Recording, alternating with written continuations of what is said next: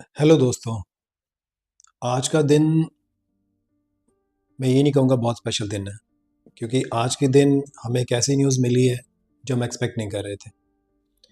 दोस्तों, आज हमने भारत का रत्न नहीं, बल्कि हमने अपने पंजाब का कोहिनूर खो दिया है। मुझे बताते हुए बहुत दुख हो रहा है कि आज हमने एक ऐसे इंसान को खोया है जिनकी भरपाई हम शायद आने वाले समय में कभी नहीं कर पाएंगे। मैं बात कर रहा हूँ हमारे पंजाब के प्राउड डॉक्टर मनमोहन सिंह जी की। आप उनको जानते होंगे, आपने उनके बारे में कहीं पढ़ा होगा या देखा होगा। हमारे देश के previous prime minister Shri doctor Manmohan Singh ji की मैं बात कर रहा हूँ। और मुझे बताते हुए बहुत दुख हो रहा है कि अब वो हमारे बीच नहीं है, मगर मैं बताना चाहूँगा कि उनका कंट्रीब्यूशन पूरे देश में, पूरे विश्व में और स्पेशली हमारे पंजाब में ऐसा रहा है कि किसी ज़माने में बहुत सारी मैगज़ीन ने उनकी तुलना जवाहरलाल नेहरू जी के साथ की है। डॉक्टर मनमोहन सिंह जी हमारे लिए सबसे बड़ी प्रेरणा रहे हैं। और पर्सनली अगर मैं बात कहूँ तो आज मुझे सच में बहुत दुख हो रहा है और एक प्राउड भी महसूस हो रहा है। दुख इस बात का कि अब हम उनसे कभी मिल नहीं पाएंगे, और प्राउड इस बात का कि डॉक्टर मनमोहन सिंह जी हमारे पंजाब से हैं और उन्होंने पंजाब में रहकर ये बात साबित की कि Punjab is number one in education. और मैं होशियारपुर में पढ़ा अंडर पंजाब यूनिवर्सिटी। उनकी एजुकेशन भी पंजाब यूनिवर्सिटी से हुई जहाँ से मैं पढ़ा। मेरे लिए बहुत प्राउड की बात है। और आज मुझे बताते हुए खुशी हो रही है इस बात की कि वो एक ऐसे इंसान थे जिन्होंने प्रूव किया कि पंजाब एजुकेशन में पूरे भारत नहीं, विश्व में किसी भी देश से कम नहीं है। तो दोस्तों, मैं उनके बारे में एक छोटी सी प्रस्तुति आपके सामने लाना चाहता हूँ, जिससे मुझे प्रेरणा मिली। मैं चाहता हूँ उनकी जीवन से या उनकी जीवनी से आपको प्रेरणा मिले। तो मैं प्रस्तुत करता हूँ उनके जीवन के बारे में कुछ ऐसी बातें जो शायद आपकी ज़िंदगी बदल दें, जैसे मेरी बदल दी। तो चलते हैं दोस्त। श्री डॉक्टर मनमोहन सिंह जी का जन्म गाह नाम की जगह पर हुआ। उस टाइम जो हमारा हिंदुस्तान था दो हिस्सों में नहीं बटा था। ये प्रांत पाकिस्तान प्रांत में पड़ता था और उनका जन्म 26 सितंबर 1932 यानी 26 सितंबर 1932 को हुआ।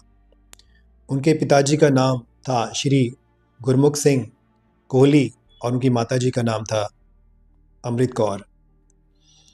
और ये उस टाइम ब्रिटिश राज का टाइम चल रहा था और वो एक ट्रेडिंग फैमिली से थे, जिनको हम पंजाब सिख ट्रेडर्स के नाम से भी जानते हैं। दुख की बात यह है कि उनकी ज़िंदगी में माँ का साया बहुत जल्दी उठ गया और उसके बाद उनका पालन पोषण बचपन का उनकी दादी माँ ने किया, जिनका नाम श्रीमती जमुना देवी था। उन्होंने ही उनको पाल पोस के बड़ा किया। शुरुआत के दिनों में उन्होंने उर्दू में अपनी तालीम हासिल की और पहले उम्र के 10 साल के पड़ाव तक उन्होंने अपनी शिक्षा उर्दू भाषा में की। और पेशावर में ही उन्होंने अपनी सीनियर क्लासेस भी पूरी की और वो ज़्यादातर गुरमुखी में, पंजाबी में और उर्दू में लिखने में बहुत अच्छे थे। फिर जब पार्टीशन हुआ उसके बाद वो अपने परिवार के साथ हल्द्वानी आ गए। ये 1948 का टाइम था और हल्द्वानी में ही रहे। उसके बाद स्टडीज़ के सिलसिले में फिर वो अमृतसर आए और हिंदू कॉलेज में वो पढ़े। उसके बाद उन्होंने होशियारपुर यानी कि जहाँ मैं पढ़ा वहाँ पर पंजाब यूनिवर्सिटी के अंडर अपनी इकोनॉमिक्स में बैचलर्स की और मास्टर्स भी इकोनॉमिक्स में की। वो दौर था 1952 से 1954 का, और खुशी की बात यह है कि वो इसमें फर्स्ट आए, उन्होंने टॉप किया। आगे की स्टडी करने के लिए वो कैम्ब्रिज यूनिवर्सिटी चले गए और वहाँ से उन्होंने अपनी आगे की स्टडी जारी रखी। ये दौर था उस समय का जब उनको सेंट जॉन्स कॉलेज में मेंबरशिप भी मिली। उन्होंने अपने एक इंटरव्यू में बताया कि ये वो दौर था जिस टाइम उनके ज़िंदगी में बदलाव आया, और उनके वहाँ पे 2 मेंटर थे यूनिवर्सिटी ऑफ कैम्ब्रिज में, जिनका नाम था जॉन रॉबिन्सन एंड निकोलस काल्डॉर्ड। इन दोनों ही शिक्षकों ने उनकी ज़िंदगी में बहुत बड़े बड़े बदलाव देखे, और उन्होंने समझ लिया कि इस लड़के में कोई बात है, और उन्होंने इनको तराशना शुरू किया और ये बताया कि इनकी जिम्मेदारी क्या है।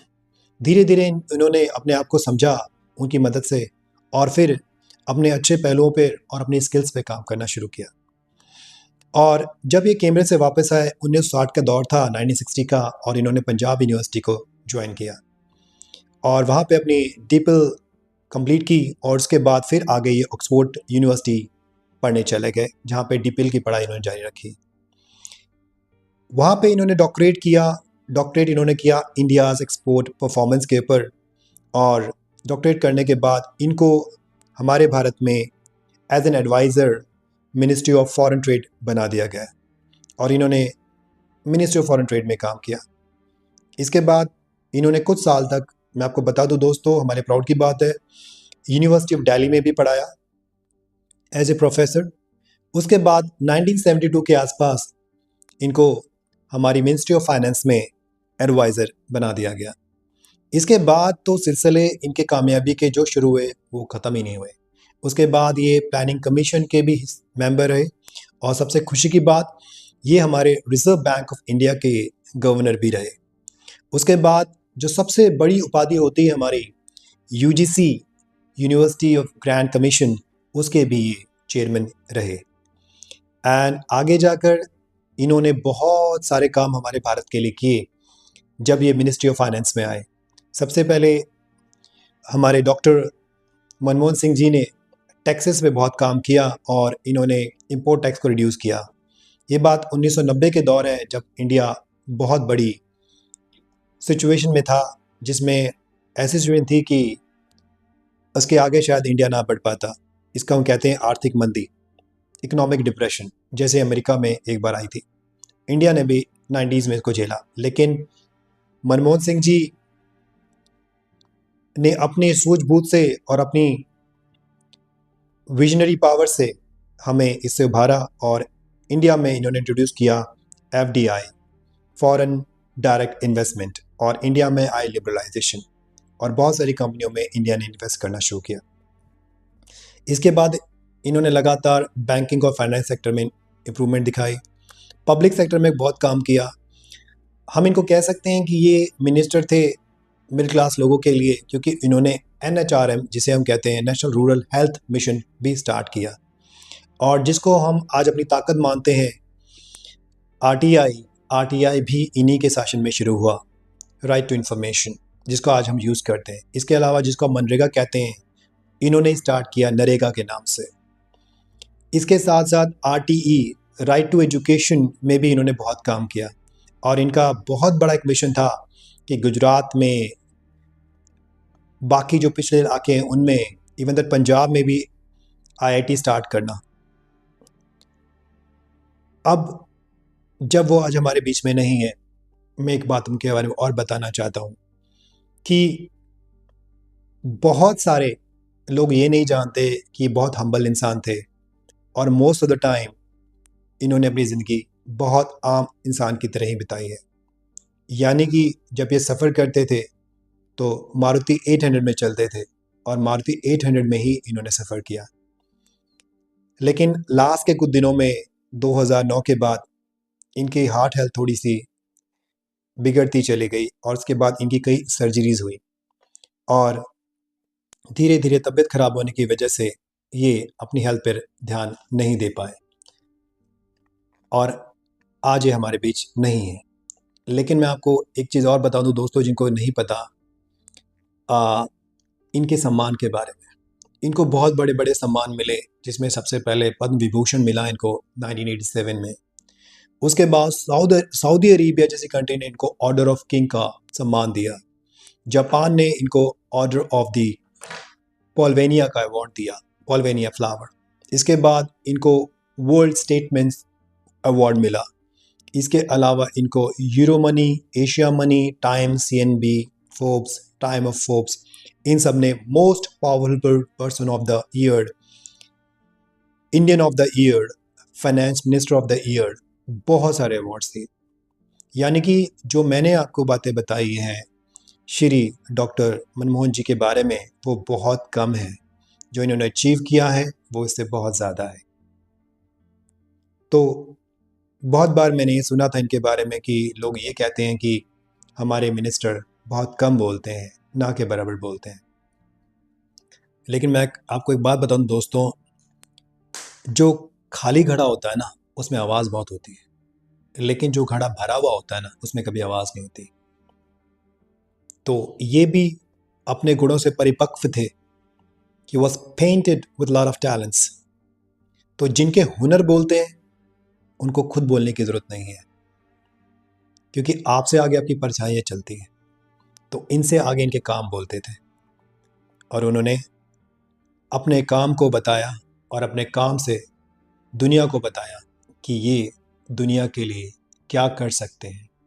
अगर आज मैं कहूँगा कि इंडिया अपने पैरों पे खड़ा है, तो just because of his economic policies what he made for India. And आज मैं कहूँगा कि कोई भी इंसान इनके आगे नतमस्तक है, because of his entire life is just an education. उन्होंने जो कर दिखाया वो शायद कोई सपनों में भी सो सकता। इवन दैट हमारे देश के प्राइम मिनिस्टर किसी को कैसी भी तरह बुलाएं, लेकिन उनको हमेशा बुलाते हैं श्री डॉक्टर मनमोहन सिंह जी। इतनी रिस्पेक्ट नरेंद्र मोदी जी भी देते हैं। तो मेरे दोस्तों, स्पेशली मेरे पंजाब के वासियों, भारतीयों, प्लीज़ उनके बारे में ज़रूर पढ़ें, जानकारी लें और जानिए कि पंजाब एजुकेशन में नंबर 1 है जस्ट बिकॉज ऑफ हिम। और हमने उनकी लेगेसी को आगे बढ़ाना है, खूब पढ़ना है, और उनकी तरह हमें भी पंजाब के साथ साथ इंडिया का नाम रोशन करना है। दोस्तों, अब मैं आपसे विदा लेता हूँ। आई होप आप भी वो महसूस कर रहे होंगे जो आज मैं कर रहा हूँ। हो सके तो इनके जीवन से कुछ सीखिए, जो मैंने सीखा। आखिर में मैं ये कहूँगा कि education is power and power is education. शुक्रिया।